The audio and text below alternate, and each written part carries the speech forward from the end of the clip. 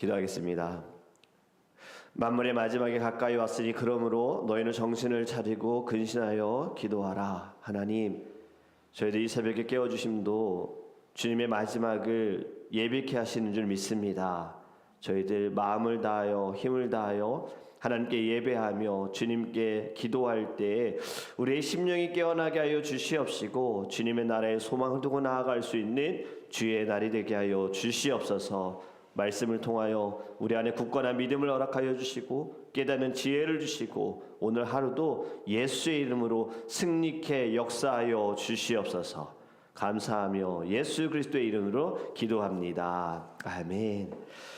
오늘 우리에게 하나님의 말씀 함께 보겠습니다. 사도행전 28장 1절에서 10절입니다.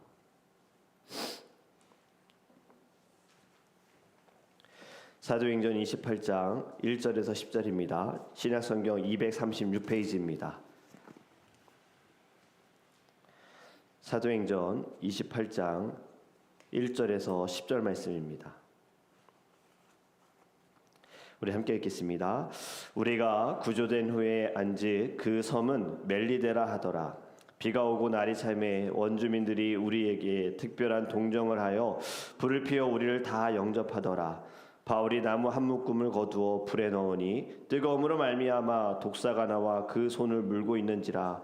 원주민들이 이 짐승이 그 손에 매달려 있음을 보고 서로 말하되 진실로 이 사람은 살인한 자로다. 바다에서는 구조를 받았으나 공의가 그를 살지 못하게 함이로다 하더니 바울이 그 짐승을 불에 떨어버림에 조금도 상함이 없더라. 그들은 그가 붙든지 혹은 갑자기 쓰러져 죽을 줄로 기다렸다가 오래 기다려도 그에게 아무 이상이 없음을 보고 돌이켜 생각하여 말하되 그를 신이라 하더라. 이 섬에서 가장 높은 사람 보블리오라 하는 이가 그 근처에 토지가 있는지라. 그가 우리를 영접하여 사흘이나 친절히 머물게 하더니 보블리오의 부친이 열병과 이질에 걸려 누워있거늘 바울이 들어가서 기도하고 그에게 안수하여 낫게 하매 이러므로 섬 가운데 다른 병든 사람들이 와서 고침을 받고 후한 예로 우리를 대접하고 떠날 때에 우리 쓸 것을 배에 실었더라. 아멘. 할렐루야. 오늘의 말씀이 하나님께서 우리에게 열어주시는 길이 되기를 간절히 원합니다. 한 장을 할애할 정도로 긴 항해가 끝이 났습니다. 결국에는 폭풍을 뚫고 하나님께서 바울을 위하여 사람들의 육지에 머물게 하시지요. 바울만 살릴 수도 있으셨을 거예요, 하나님이시라면. 하지만 바울만 살리신 것이 아니라 바울을 위하여서 또 바울을 통하여 모두를 살게 하셨습니다. 사람들은 살아났고 배는 부서졌지만 결국에는 땅에 도착했지요. 그들이 도착한 땅은 1절에 보니까 멜리데 섬이라고 이야기합니다. 그리고 멜리데 사람들은 굉장히 친절한 사람들이에요. 좋은 사람들. 조건 없이 지금 자신들의 땅에 도착한 사람들에게 대접을 하고 있어요. 좋은 마음으로 친절하게 대한다. 여기에서 이야기가 끝나면 얼마나 좋을까요? 우리가 보는 드라마나 영화도 보면 되게 여기서 딱 끝이 납니다. 폭풍을 뚫고 좋은 땅에 도착을 해서 사람들에게 대접을 받는 것으로 결론이 나는 것을 우리도 원하지만 여러분 인생의 폭풍이 그렇습니까? 우리가 원하는 끝이 결말이 딱 그렇게 되어지지 않는다는 거죠. 사람들은 늘 사건에 반응하고 보이는 것에 반응합니다. 하나님의 뜻까지는 보지 못하는 거죠. 여러분 신앙이 없는 사람들 믿음이 부족해서가 아니더라고요. 보이는 것만 보기 때문에 그렇습니다. 보이는 것으로 해석하기 때문에 신앙에 약함이 있고 믿음에 약함이 있는 거예요. 하나님의 뜻은 생각하지 않고 하나님의 뜻은 보이지 않는다. 여러분 성경을 통한 하나님의 뜻을 알면서도 나의 뜻을 더 중요하게 여기기 때문에 점점 신앙이 약해지고 말씀을 들어도 은혜 받지 못하는 것이고 예배의 자리에 있어도 자꾸 마음은 다른 곳에 가 있는 겁니다. 제가 왜 이 말씀을 드리냐면 오늘 바울에게 일어난 일들 때문입니다. 3절에 어떤 일이 벌어집니까? 바울이 나무 한 묶음을 가지고서 불에 던지려고 하는데 불이 뜨거우니 그 나무에 있던 독사가 바울을 물은 거예요. 그 손을 물고 지금 매달려 있는 겁니다. 여러분 지금 이 부분 보면 일단 바울의 선함이 보입니다. 배 안에서도 사람들에게 음식을 나누어 주면서 어떻게든 먹어라, 살아야 된다, 살 수 있다, 하나님이 약속하셨다라고 이야기했고, 지금도 사람들을 위해서 나무를 불에 넣고 있는 거예요. 그런데 그 상황에 독사에게 물리는 순간이 되어졌죠. 이 모습을 보고 원주민들이 뭐라고 말합니까? 이 사람은 살인자가 맞다. 그 풍랑 가운데 목숨을 건졌지만 결국에는 죽어야 하는 사람이었기에 지금 독사에게 물렸다. 정의가 그를 살려두지 않았다. 이렇게 이야기합니다. 여러분, 원주민들의 반응은요, 지금 일어난 일을 보고 어떤 현상을 보고 행동하는 사람들의 모습을 보여주고 있어요. 지금 원주민들이 바울이 독사에게 물린 것을 보고 어떻게 하냐면 서로 이야기하는 거예요. 저 사람은 이제 죽을 거야. 저 사람은 죄인이었어. 맞아. 결국에는 하늘로부터 심판을 받는 거야. 좀 전에 원주민이 어떤 사람이라 그랬죠? 친절했던 사람. 참 잘해주던 사람들이에요. 그런데 바울이 독사에게 물리고 나니까 죽을 것이다. 여러분, 지금 사람이 죽어가고 있는데 말로 쟤 죽어. 이게 맞는 반응입니까? 이들도 살아가면서 독사에게 물려봤을 거 아니에요. 사나운 동물에게 물려봤을 거 아니에요. 분명히 할 수 있는 조치가 있을 겁니다. 어떤 방법을 처했겠죠. 뭐 끈으로 묶었거나 독사를 어떻게든 떼어냈거나 여러 가지 방법이 있을 건데, 지금 이들은 딱 보고 현상을 보고 결정을 내린 거예요. 쟤 이제 곧 죽어. 여러분, 우리에게도 혹시 이런 모습이 있는 것은 아닙니까? 현상만 보고 겉모습만 보고 행동만 보고 빨리 결론을 내리는 것. 어떤 도움을 주는 것도 아니고 기도를 해주는 것도 아니고 사랑으로 감싸주는 것도 아니고 그냥 늘 지적하는 것. 여러분, 우리도 이러한 모습 있다면 하나님께 회개하기를 간절히 원합니다. 현상을 보고 이야기할 것이 아니라 보이지 않는 영혼을 보고 보이지 않는 하나님을 보면서 늘 사랑의 마음으로 긍휼의 마음으로 할 수 있는 모든 것을 다하여 우리가 정말 주님께로 이끌어가는 저와 여러분이 되기를 주님이라고 축복합니다. 지금 죄가 있어서 결국 죽게 될 것이다 라고 이야기해요. 폭풍 가운데 바울을 통해 다른 사람들을 하나님이 살려주셨는데 원주민들은 276명 중에 살아난 사람이 276명이었잖아요. 그 중에 제일 죽어야 할 사람이 바로 저 사람이야. 죽어 마땅한 사람이 저 사람이었어 라고 이야기하는 거죠. 늘 이야기하는 것이 이런 겁니다. 고난은 죄의 결과다. 욥의 친구들도 고난받는 욥에게 와서 너 때문이야. 너가 잘못해서 네가 고난받는 거잖아. 이런 이야기 했잖아요. 너가 사고당한 것 하나님의 심판이다. 실패한 것 버림받은 거야. 늘 우리는 이렇게 이야기합니다. 저 집에 일이 생긴 이유가 있을 거야. 저 사람은 어떤 잘못해서 지금 벌 받는 거야. 여러분, 이것은 뭐 하나님이라는 이름만 갖다 쓴 거지 사실 신앙처럼 보이는 것이 아니라 이것 또한 역시 영적인 미신입니다. 영적인 미신이에요. 세상의 사람들이 우상을 섬기면서 뭐 신에게 잘하면은 축복받고 신에게 못 받으면 저주받는다. 우리 하나님은 그런 분이 아니세요. 우리가 받는 고통과 고난도 다 이유가 있다라는 거예요. 못해서 받는 것이 아니에요. 욥이 못했습니까? 욥만큼 잘한 사람이 어디 있습니까? 욥하고 비교할 수 있는 신앙이 사실 저는 제 주변에 아무도 없습니다. 욥과 같은 사람이 어디 있어요? 그런데 욥도 고난 받았잖아요. 모든 것에는 다 하나님의 뜻이 있어요. 그 고난이, 우리가 받는 고난이 심판일 수도 있지만 성화의 도구가 될 수도 있다는 거예요. 거룩하기 위하여서, 구별되기 위하여서, 더 하나님과 가까이 있기 위하여서 하나님의 섭리 안에 하나님이 허락하시는 훈련의 방법인 줄 믿습니다. 그렇게 더 이상 우리는 사건만 가지고 하나님의 뜻을 단정해서는 안 되는 거예요. 이미 이야기를 해버렸어요. 하지만 결국에 보면 내가 말한 것과 다른 흐름으로 갈 때가 많잖아요. 그렇게 우리 하나님의 뜻, 말씀을 통해 먼저 깨닫기를 간절히 원합니다. 5절에 어떤 일이 벌어집니까? 바울이 그 짐승을 불에 버림에 조금도 상함이 없더라. 지금 바울은 아무 말도 하지 않습니다. 원주민들의 반응에 대해서 설명도 하지 않고 변명도 하지 않습니다.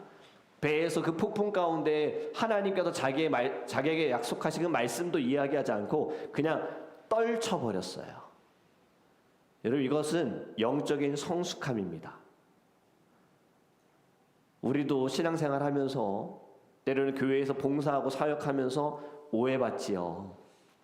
그래도 다 설명할 필요 없어요. 평가받지요. 굳이 반응할 필요 없어요. 저도 계속 목회하면서 리더로 섬기면서 봉사하면서 늘 칭찬받는 거 아닙니다.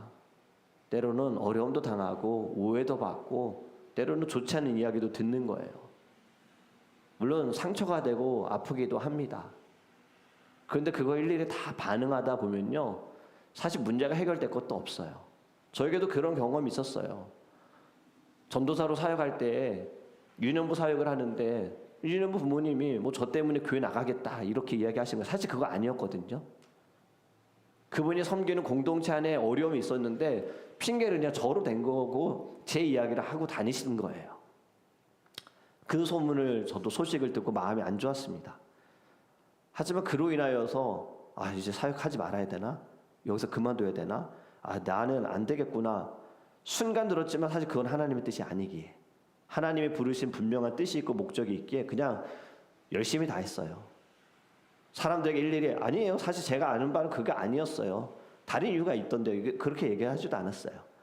결국에는 사람들이 다 알더라고요. 이유는 다 결국에는 밝혀지게 되어 있고 진실은 드러나게 되어 있습니다. 여러분, 지금 바울처럼 그냥 조용히 떨쳐버리시기만 하면 돼요. 하나하나 설명하실 필요 없어요. 이 땅에서 만약에 그 진실이 드러나지 않는다 하더라도요, 하나님의 심판대 앞에서는 다 나타납니다. 사람은 모른다 하더라도 주님은 다 아시는 거예요. 주님은 다 지켜보고 계시는 거예요. 오히려 네가 그러한 상황 가운데 억울한 순간에도 너의 감정으로 반응하지 않고 침묵했다, 나를 위해 침묵했구나, 더 예뻐 보이실 거예요. 더 칭찬하실 거예요.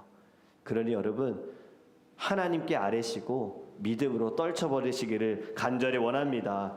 바울이 어떻게 이렇게 할 수 있었는가? 바울은 현상을 집중한 것이 아니라 그는 하나님을 더 크게 본 것입니다. 바울은 모든 상황 속에서 심지어 변명하고 변론이 필요한 상황 가운데에도 침묵했었어요. 재판의 자리에서도, 돌에 맞아가는 자리에서도 바울은 침묵했습니다. 왜냐하면 바울은 하나님의 위대하심과 선하심을 믿었기 때문입니다. 뱀이 나를 물었다가 아니에요. 바울이 해석한 것은 뱀이 나를 물었을지라도 하나님은 여전히 나를 붙들고 계신다. 우리가 고통받는다가 아닙니다. 이 고통 가운데에도 하나님이 나를 붙들어 주신다. 너무 어렵다, 신앙생활하는 거 어렵다, 봉사하는 것이 어렵다가 아니라 주의 길로 가고 있다, 십자가의 길로 가고 있다, 이렇게 해석하시기를 주님으로 축복합니다. 6절에 보면 사람들이 바울을 주목합니다. 이제 곧 부어오르거나 엎드려 죽을 것이다. 바울을 위해 아무것도 하지 않는 것이 안타까운 상황인데, 하지만 아무 일도 일어나지 않습니다. 그러니 사람들이 이제 말을 바꾸지요. 죽을 거야 라고 해놓고서는 갑자기 뭐라고 바꿉니까? 신이야. 저 사람은 신이야. 여러분, 이거 사실 제일 무서운 장면이에요. 좀 전에 살인자라고 했다가 이제는 신이라고 합니다. 너무 극단적이지 않습니까? 왜 그럴까요? 기준이 없어서 그래요. 기준이 없으니까 저 사람은 살인자였다가 저 사람은 신이야 라고 바뀌는 거예요. 여러분, 현상만 보게 되면요, 이렇게 극단적으로 움직입니다. 잘 되면 신, 안 되면 죄. 잘 되면 축복, 안 되면 저주. 잘 되면 뜻, 안 되면 뜻이 아니야. 이렇게 현상에 매달리면요, 극단적으로만 가는 거예요. 교회 안에서도 우리가 조심해야 할 것이 은사주의죠. 은사에 빠져 있는 것. 은사에 빠져 있는 사람들은 늘 현상만 봅니다. 일어나는 현상. 은사를 나타내면 하나님의 사람, 은사를 나타내지 않으면 하나님의 사람이 아니야. 너무 극단적이에요. 저와 여러분은 보이는 현상을 따라가지 마시고요, 말씀을 따라가시기를 간절히 원합니다.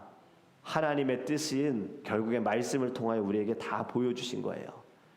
이 일이 일어나고 그 이후에 무슨 일이 벌어집니까? 섬에서 가장 높은 사람 보블리오가 등장합니다. 보블리오의 집에 초대를 받았는데 그의 아버지가 열병과 이질로 누워 있어요. 바울이 어떻게 합니까?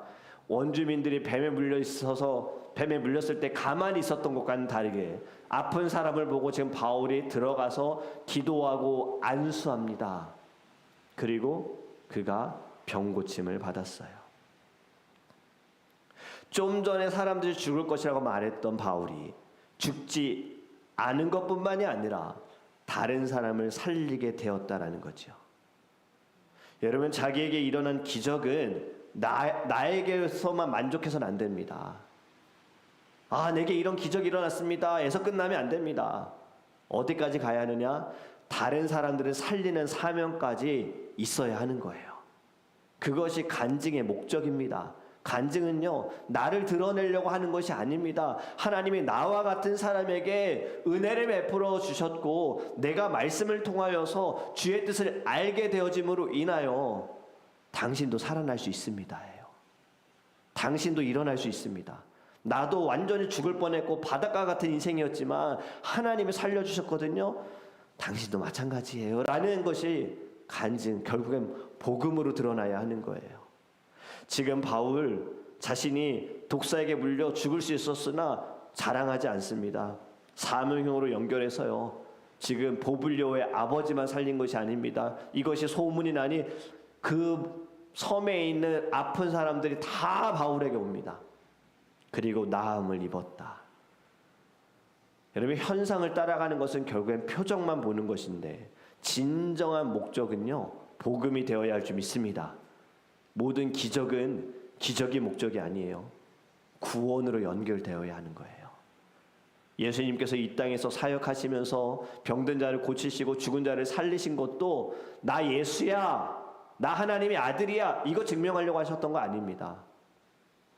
하나님의 나라를 가르치기 위하여, 죄인 된 자가 살아나기 위하여 예수 이 땅에 오신 이유에 대해서 알려주신 거예요. 저와 여러분의 삶에서도 반드시 구원의 길로 이끌어가는 거룩한 사명을 붙드시기를 간절히 원합니다. 말씀을 정리합니다. 여러분, 사람은요 늘 사건으로 움직이는 것 같지만 또 사건으로 움직이지 않는 거예요. 사람들은 사건을 어떻게 해석하느냐에 따라 움직이더라고요. 같은 말을 들어도 누군가는 상처를 받고 누군가는 방향을 잡습니다. 같은 말씀을 들어도 누군가는 은혜를 받고 누군가는 시험에 듭니다. 같은 실패를 경험해도 누군가는 무너지지만 누군가는 그 실패를 통해서 오히려 더 성숙해집니다. 여러분, 신앙의 차이는요, 은혜를 내가 받았느냐가 아닙니다. 말씀을 통해 지금 나의 삶을 어떻게 해석하느냐가 중요한 거예요. 큐티인의 간증, 결국에는 다 이런 이야기들이더라고요. 오늘 간증도 보니까 이러한 말씀을 하고 있어요. 오늘은 김한나라는 분이 이렇게 간증합니다. 자신의 부모님은 이혼을 하셨어요. 그리고 어머니가 또 재혼을 하셨는데 일남 사녀 신앙을 물려주신 거예요. 그런데 아버지가 돌아가시고 어머니는 오빠 함께 이제 일을 하는데 낮에는 출근하고 밤에는 유흥업소를 운영하는 오빠를 도와 주방을 봐주시며 그 수입으로 교회 강대상에 꽃 장식을 하셨습니다. 얼마 후 오빠가 음주사고로 가족이 도망치듯 이사하면서 공장 사택에 사는 외삼촌 댁에 맡겨졌는데 좁고 차가운 경비실에서 생활하며 자신은 우울증에 걸렸고 어머니의 기복신앙과 오빠의 죄 때문에 내가 이렇게 고생한다며 자기 연민에 빠졌습니다. 어릴 때부터 고난을 겪은 저는 사람의 정욕을 따르지 않고 하나님의 뜻을 따라 육체의 남은 때를 살 줄 알았는데 믿음 없는 남편의 몫을 내가 채우겠다고 하면서 학벌 좋고 능력 좋은 남자와 만나 결혼했지만 결국에는 또 어려움을 경험합니다. 오빠가 사업을 하자 그래서 일을 다 내려놓고 오빠와 사업을 시작했지만 투자 수익이 나지 않는다고 사업을 접어버리면서 저는 오빠 탓, 남편 탓을 하며 힘든 시간을 보냅니다. 그런데 이분이 이렇게 이야기합니다. 그러다 말씀으로 제 삶을 해석하고 나니 하나님이 저의 질긴 욕심을 아시고 고난을 반복해서 허락하신 것을 알게 되었습니다. 오늘 말씀에서 헛된 행실은 지나간 대로 족하다고 합니다. 이제는 심판하실 하나님을 두려워하며 말씀을 힘입어 저의 은사대로 청지기 사명을 감당하길 소망합니다. 여러분, 이분이 뭘 얘기했습니까? 말씀을 통해 해석하니하여. 여러분, 큐티인의 간증에 보면 제가 하나님을 만나고 재정이 나아졌습니다. 남편의 바람이 끝났습니다. 저를 어렵게 하는 자녀들이 정신 차렸습니다라고 절대 끝나지 않아요. 변함이 없어요. 상황은 달라진 거 하나도 없어요. 하지만 말씀을 통하여서 하나님의 뜻을 본 사람들이 달라졌어요. 무엇이 달라졌는가? 더 이상 현상을 따라가는 사람, 문제를 따라가는 사람이 아니라 하나님을 따라가는 사람, 말씀을 따라가는 사람이 되었다라는 겁니다. 우리는 하루에도 수십 가지 사건을 만날 겁니다. 말 한마디, 예상치 못한 일들, 이해되지 않는 상황들, 오해받는 일들, 그때마다 우리는 이제 이렇게 질문하기를 원합니다. 이게 무슨 뜻이지가 아니라 하나님은 이걸 통해 무엇을 하시려고 할까? 하나님은 이 일을 통하여서 나에게 어떠한 주의 길을 보이실까? 여러분, 현상만 보면 원망만 나오고 두려움만 커집니다. 하지만 영으로 말씀으로 해석하고 기도하면 사명이 보이게 될 줄 믿습니다. 뱀에게 물린 것은요, 멈출 수 있는 상황이지만 하나님은 여전히 보내시는 거예요. 저와 여러분도 현상이 아닌 영으로 해석하는 신앙으로 살아가시기를 간절히 원합니다. 오늘도 이 말씀을 통하여 주님을 따라가는 저와 여러분이 되기를 주님의 이름으로 축복합니다. 기도하겠습니다. 사랑의 하나님, 감사합니다. 저희도 오늘 말씀을 보면서, 말씀을 들으면서 하나님, 나는 지금까지 누구를 따랐는가? 현상을 따랐는가? 하나님을 따랐는가? 보이는 것을 따랐는가? 말씀을 따랐고 하나님의 뜻을 따랐는가? 아버지 하나님, 오늘 말씀을 기억하면서 이제는 주님을 따라가는 자가 되게 하여 주시옵소서. 왜 내게 이런 일이 벌어졌지가 아니라 이 일을 통하여 하나님께서 어떠한 일을 하실까? 하나님의 뜻이 무엇일까? 하나님이 나를 어떻게 이끌어 가실까? 이러한 질문을 하기를 원합니다. 우리는 하나님을 믿습니다. 언약의 하나님, 위대하신 하나님, 선하신 하나님을 믿습니다. 고통과 고난 가운데에도 문제만 볼 것이 아니라 그 모든 문제를 주관하시고 허락하신 하나님을 바라보아 하나님 성숙해지게 하시고 성장하게 하시고 지경이 넓어지게 하여 주시고 주님을 더욱 가까이 하며 거룩한 사명까지 행할 수 있는 은혜를 우리에게 베풀어 주시옵소서. 오늘도 우리와 함께 하실 믿사오며 살아계신 예수 그리스도 이름으로 축복하며